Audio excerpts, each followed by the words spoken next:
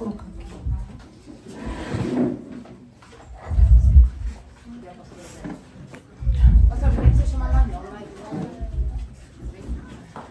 Boa tarde, irmãos. Sejam todos muito bem-vindos. Eu pensei em começar falando do quanto eu estou feliz, né, de estar aqui. Mas eu acho que não vai precisar, tá dando para ver no semblante da pessoa. Né? Aí a pastora, você olha para a carinha dela, a alegria que ela tá. É porque, na verdade, a gente não contava mais que eu viria. Antes eu estava em Sinop, então era fácil para vir nos encontros, mas eu fui embora para Campinas.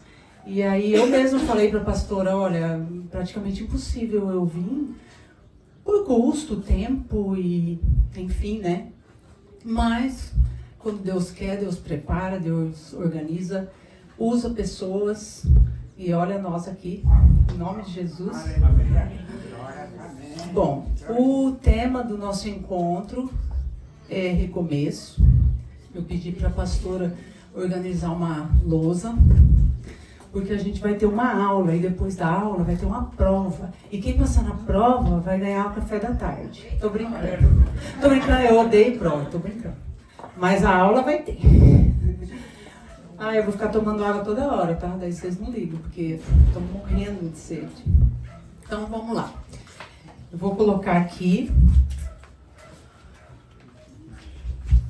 Então a palavra que é relacionada ao nosso tempo.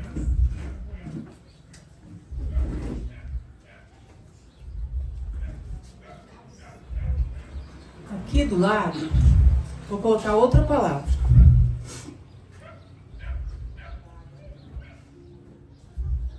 Vamos falar um pouquinho da diferença entre começo e recomeço. Olhando aqui, aparentemente, só uma sílaba, né? 2 letrinhas, mas faz total diferença uma coisa da outra na prática, na nossa vida. Vamos falar do começo. É bem simples. Quando eu falo de começo, a própria palavra está falando, eu inicio algo. Então, eu vou abrir uma empresa, estou iniciando. Ah, deixei currículo numa empresa, me chamaram, vou começar a trabalhar lá. Comecei um relacionamento. Isso é um começo. O começo, ele não tem um passado. Ele não tem nada. Estamos começando.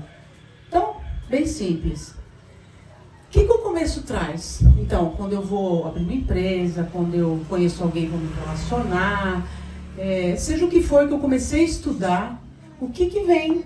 Primeira coisa que vem na nossa vida, quando a gente começa alguma coisa, esperança, né? Porque eu penso, nossa, que legal, aquele emprego era o que eu queria, me chamaram. Aí a gente fica motivado, então vem motivação. Vem alegria. Isso aqui é o começo. A gente fica com muita expectativa. Por mais que o começo, muitas vezes, traga um pouco de dúvida para nós, mas sempre vai ser maior essas coisas aqui. Justamente porque não existe nada atrás de um começo. Agora, a gente vai para o recomeço. Bom, se eu preciso recomeçar, pensa comigo. É porque algo aqui deu errado, né? Então, algo aqui se quebrou. Eu preciso recomeçar. Quando eu vou recomeçar, então eu estava com a minha empresa, eu abri, mas ela quebrou. Agora, quando eu penso em abrir outra empresa, qual é a primeira coisa que vai vir na minha cabeça? Primeira coisa. Medo, né? Porque eu vou pensar, e vai que eu vou abrir empresa e eu quebro de novo. Primeira coisa, né? Outra coisa que vem no recomeço, segurança.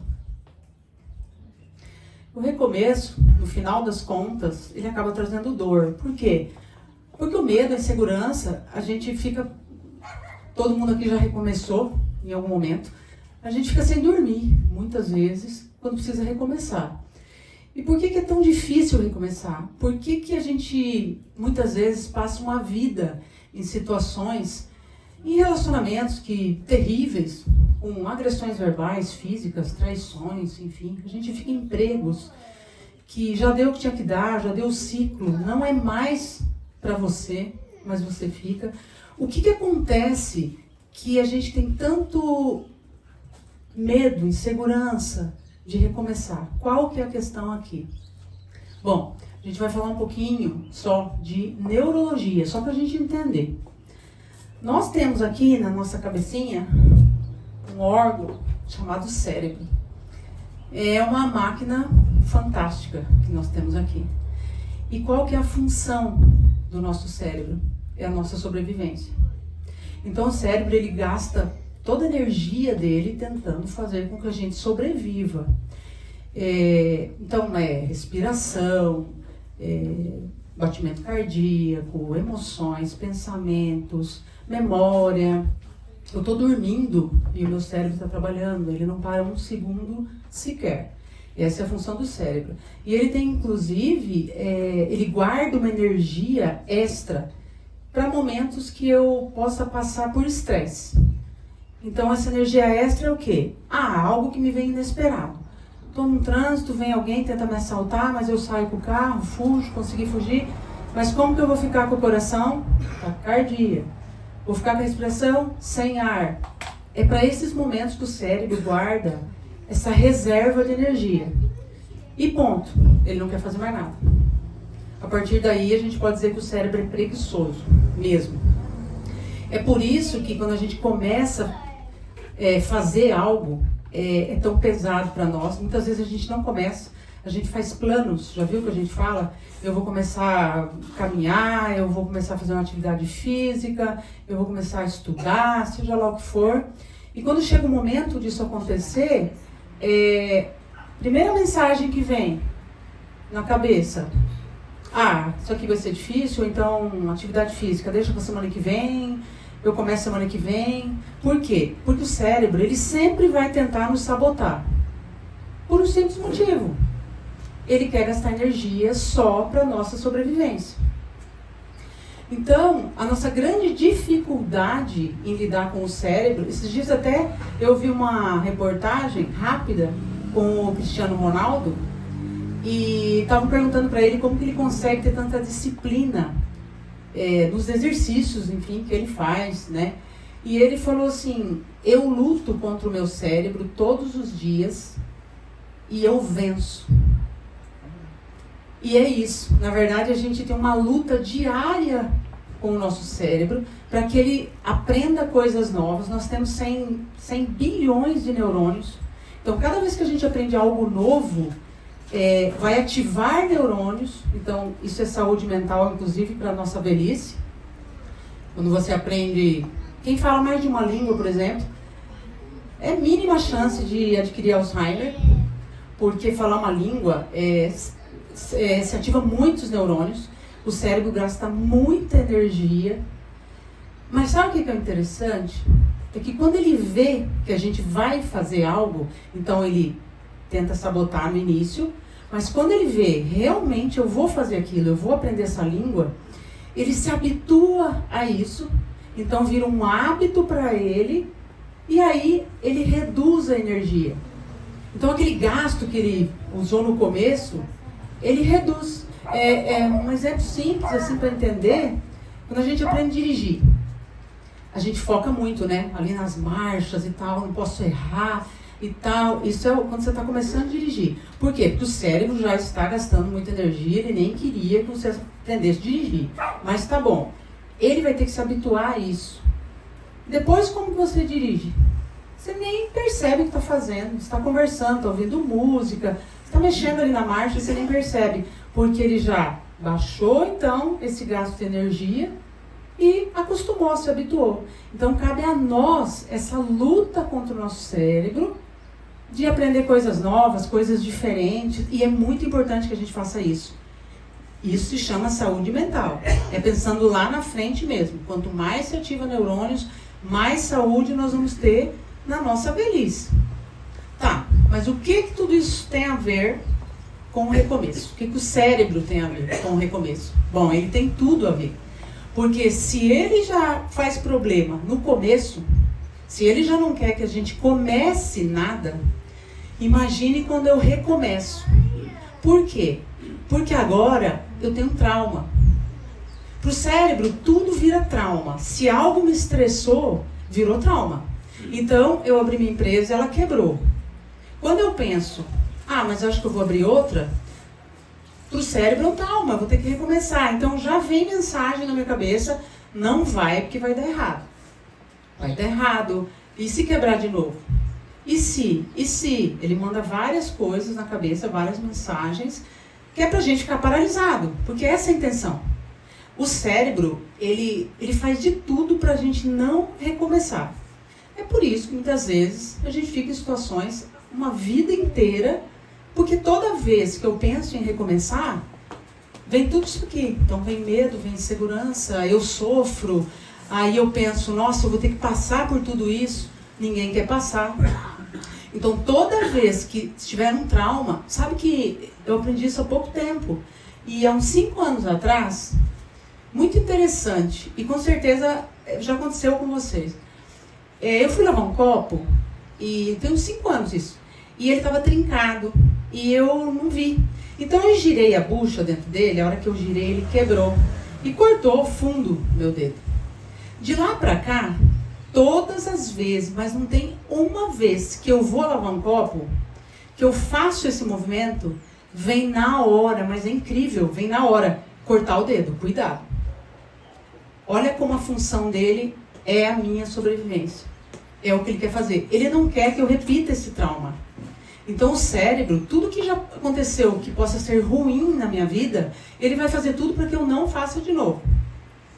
Então toda vez, eu finalizei um relacionamento, não dá mais, não estou conseguindo recomeçar. Por quê? Porque ele manda mensagens. Por quê? Porque eu vou passar por todo esse processo se eu for recomeçar. Então, é melhor ficar aqui. Então eu fico na zona de conforto, que é a zona de desconforto. Porque a gente fica, muitas vezes, em situações só porque nós não queremos passar por isso aqui. Então, esse aqui é o trabalho do cérebro. Ok. E o que se faz, então? Bom, se estudando o cérebro, vieram aí neuropsicólogos, psiquiatras, psicólogos, filósofos, todo mundo tentando entender como trabalhar isso, então, no cérebro. Como que a gente pode recomeçar de uma forma mais consciente. É mais ou menos assim, não é que não vai doer, porque aí a gente pode pensar assim, mas então existem fórmulas. Não, não é fórmula, na verdade. Eu mesmo vou trazer aqui, são passos, eu nem falo que é método, sabe? A psicologia tenta trazer terapia para você recomeçar, existem técnicas, exercícios para se fazer em casa, tal, mas o que eu vou fazer, eu acho que é mais passos para um recomeço. Mas aí não vai ter sofrimento? Não é que não vai ter sofrimento. Eu fico pensando às vezes, eu não sei de onde que a gente tirou a ideia de que a gente não vai sofrer, sabia? A gente não quer sofrer, né? Já parou para pensar? A gente não quer sofrer. Mas de onde nós tiramos a ideia de que nós não vamos sofrer nesse mundo? Porque não está em lugar nenhum isso, nem na Bíblia. Na Bíblia fala, no mundo tereis aflições. Nós vamos sofrer. E a gente tem na cabeça a ideia que não pode sofrer. A gente evita a todo custo sofrer. Mas, na verdade, não tem muita saída. Nós vamos ter que passar por isso. Então, não é nem que esses métodos eu vou passar sem sofrer. Não, mas eu vou saber as etapas, eu vou saber o que vai acontecer. Então, eu estou com mais equilíbrio, estou com mais consciência. Eu acredito, sim, que diminua o sofrimento. Porque eu tenho mais consciência. Vai acontecer isso e isso, mas vai dar certo. Eu vou conseguir passar por isso. Então, essa é a ideia. É passar por um sofrimento que eu sei aonde vai dar, aonde vai acabar, vai dar certo no final das contas. E não passar por um sentimento que eu fico perdido. Então, eu fico aqui e não consigo. Simplesmente não consigo. Bom, eu vou trazer esses passos para a gente entender. E depois que eu mostrar para vocês, eu vou trazer um homem da Bíblia como exemplo, que ele fez exatamente esses passos que eu vou mostrar aqui. Então agora, eu quero que você pense comigo assim. Morreu uma pessoa, literalmente. Alguém morreu. Para onde que vai o corpo de uma pessoa quando ela morre? Para onde que é encaminhado? IML, né? O que faz no IML? Autópsia, né? Depois que fez a autópsia no IML, foi pro velório. E depois do velório, o enterro. É esse o processo, né? Quando uma pessoa morre. Por que vai pro IML? O que é essa autópsia? Eles precisam saber no IML do que essa pessoa morreu. O que aconteceu com ela? Pode ser um acidente, assassinato, doença, né? E muitas outras coisas. O IML, ele vai precisar laudar isso. Ele vai fazer uma certidão de óbito, onde ele vai constar, vai ter que constar ali. A pessoa faleceu disso e disso, disso. Especificando. Então, isso é autópsia. Do que morreu? Por quê? O que aconteceu que essa pessoa morreu? Tá, feito isso, o corpo vai, a gente sabe, vai para a funerária, fazer uma preparação pro velório. Muita gente vai lembrar que até, acho que uns 20 anos atrás até, a velório era feito em casa, vocês lembram disso ainda? Que era na sala de casa. Eu acompanhei ainda uns 20 anos atrás com o meu avô. Foi na sala de casa, da casa da minha avó. Como que era? Então vinham os vizinhos, amigos, passava a noite ali no velório e no outro dia ia pro enterro. Hoje o velório mudou, né? A gente sabe, é feito na própria funerária ou então no cemitério. Inclusive, se descobriu que quando se fazia velório em casa, tinha pessoa que ficava traumatizada, ficava com aquela imagem depois, para esquecer a pessoa, não dava. Até cheiro. Tem pessoas que faziam terapia depois, dizendo que entravam em casa e sentiam o cheiro do corpo que ficou ali. Né? Então, era um trauma psicológico. Então, hoje mudou, eles fazem o velório, né, em lugares específicos e depois vai para o enterro.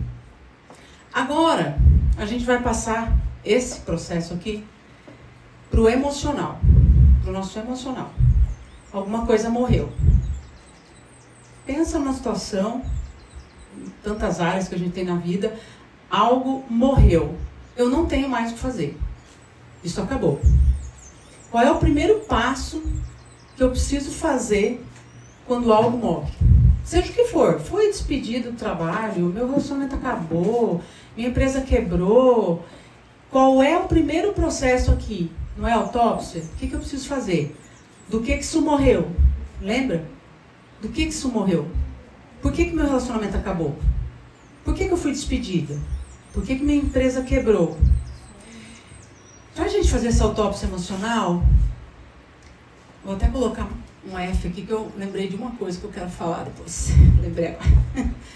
Para a gente fazer essa autópsia emocional, é imprescindível que a gente use aqui de humildade, sinceridade, porque a gente vai precisar olhar para isso, mas essa autópsia não é para olhar para o outro, sabe? É para olhar para a gente.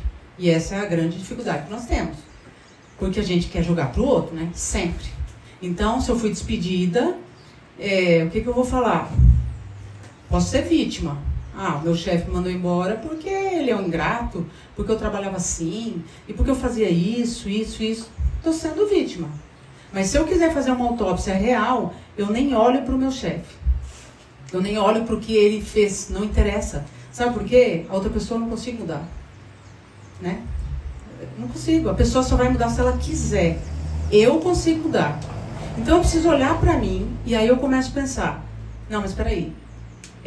Pensando bem, eu estava chegando atrasada. Pensando bem, eu já não estava fazendo um trabalho legal.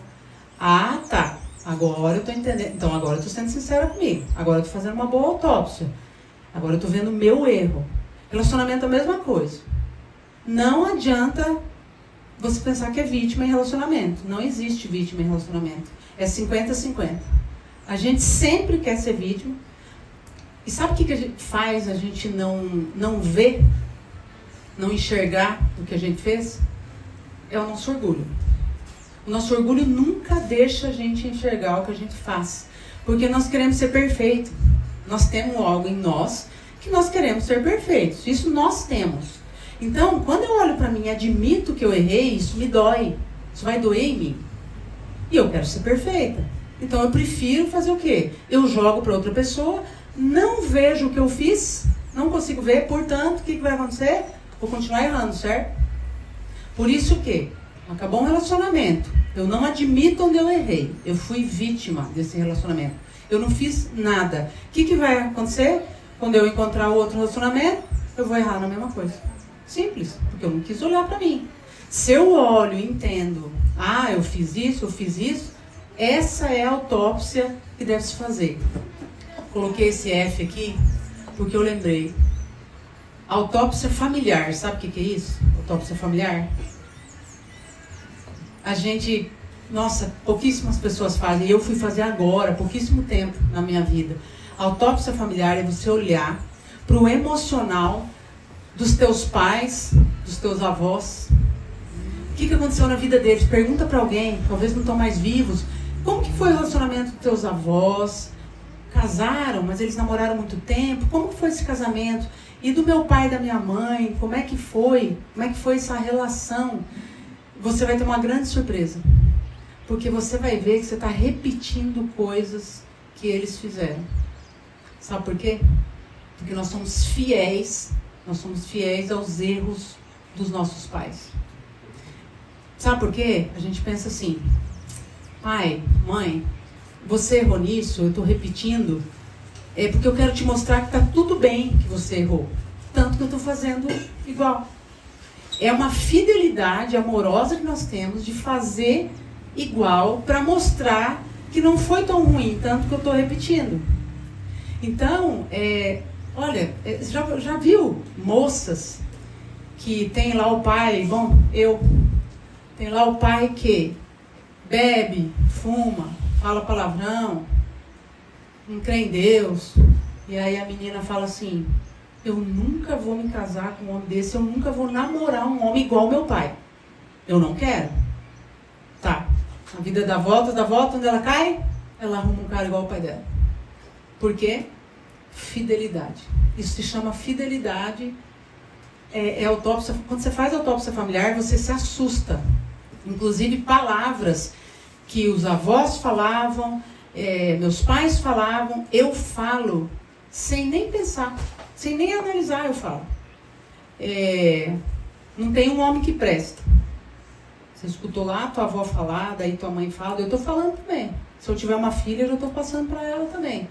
Crenças, porque as pessoas às vezes têm um problema pessoal que aconteceu na vida dela, ela se frustrou e ela vai passando para os filhos, vai passando. E não é verdade. Então, quando a gente faz essa autópsia, a gente realmente se assusta porque a gente está repetindo. E para que fazer essa autópsia, então? Não é para julgar eles. De maneira nenhuma, não é isso. O intuito é só olhar para não repetir. Olha que interessante.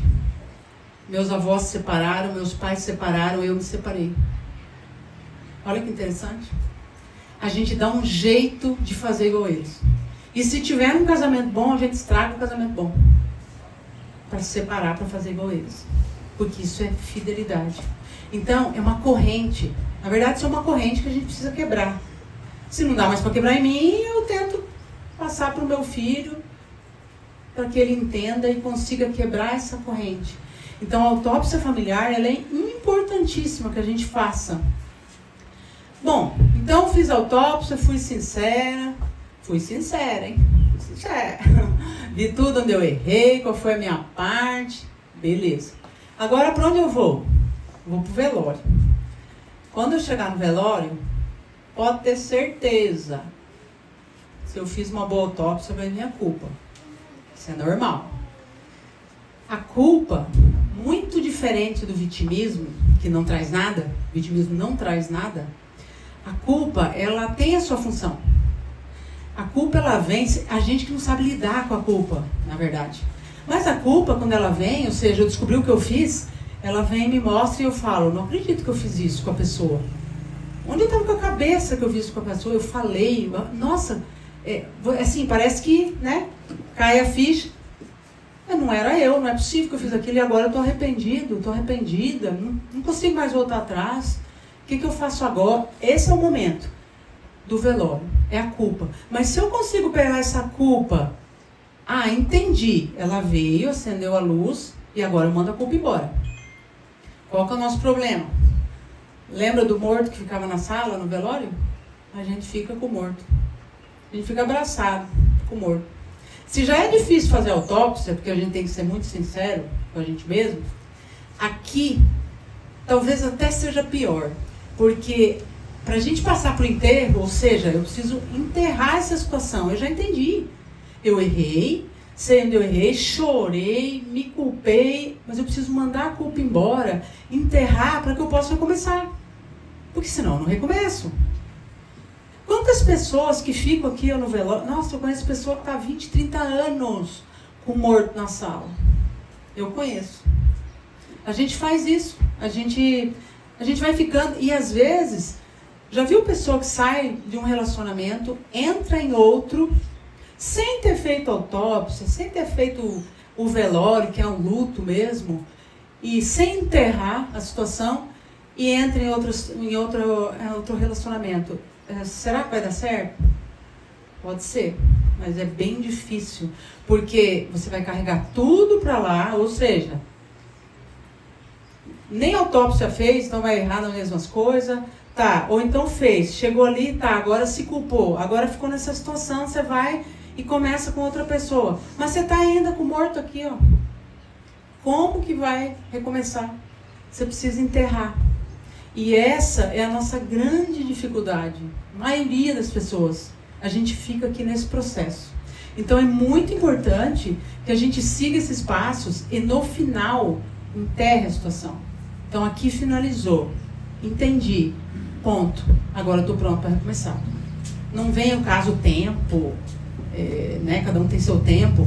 O importante é não ficar nisso, como tem pessoas que ficam anos. A gente passa anos, muitas vezes, se culpando por coisas que já era para ter se perdoado, já era para ter enterrado. E a gente acha que é bonito ter culpa, sabe? Ai, mas eu me culpo mesmo, porque eu... Não, só está te fazendo mal a culpa. Tem que só aprender para tentar não repetir. Agora, eu vou trazer... Lembra que eu falei que eu ia falar do homem da Bíblia? Vou colocar aqui. Quem quiser acompanhar, é 12, nós vamos ler o 9, o 13 e o 14. Só. Alguém pode ler para mim, por favor? Então, 2 Samuel 12, só o 9, o 13 e o 14.